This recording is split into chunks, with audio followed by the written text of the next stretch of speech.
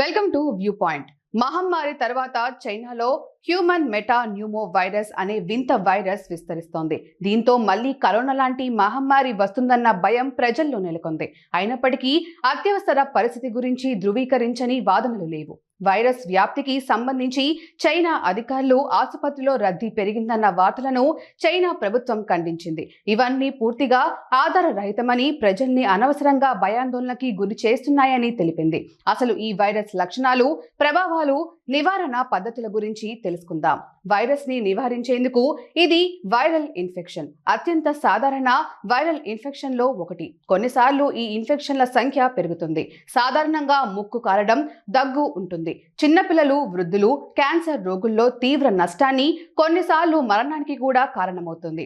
Immunity తక్కువగా ఉన్న వారిలో జలుబుతో న్యూమోనియా వస్తుంది. చలికాలంలో పిల్లలు ఆసుపత్రిలో ఉండాల్సి ఉంటుంది. ఈ వైరస్ మాత్రమే కాకుండా ఏ రకమైన వైరస్ అయినా సంక్రమించే ప్రమాదాన్ని నివారించడానికి, తగ్గించడానికి కొన్ని విషయాల్లో జాగ్రత్తగా ఉండాలి. దగ్గు, జ్వరం, ముక్కు కారటం, గొంతు నొప్పి, గురక శ్వాస తీసుకోవటంలో ఇబ్బంది, దద్దుర్లు మొదలైనవి. కొన్నిసార్లు ఇది తీవ్ర ప్రమాదాన్ని కలిగిస్తుంది. బ్రోనైటిస్, న్యూమోనియా, ఆస్తమా, క్రానిక్ న్యూమోనియా, ఇది చెవి ఇన్ఫెక్షన్ కి కూడా కారణమవుతుంది. ఇలాంటప్పుడు ట్రీట్మెంట్ అవసరం. 20 సెకండ్ల పాటు సబ్బు, నీటితో చేతులు కడగాలి. చేతులు కడుక్కోవడం సాధ్యం కానప్పుడు ఆల్కహాల్ శానిటైజర్ ని వాడొచ్చు. బయటికి వెళ్లేటప్పుడు ముక్కు, నోటిని కవర్ చేసేలా మాస్క్ ధరించండి. దగ్గినప్పుడు, తుమ్మినప్పుడు చేతులతో ముక్కుని కవర్ చేసుకోవాలి. జలుబు, ఇతర అంటు వ్యాధులు ఉన్నవారికి దూరంగా ఉండాలి. పిల్లల దగ్గరికి అలాంటి వారిని వెళ్ళనీయకుండా చూడాలి. లక్షణాలు తెలిసే వరకు ఒంటరిగా ఉండటం మంచిది.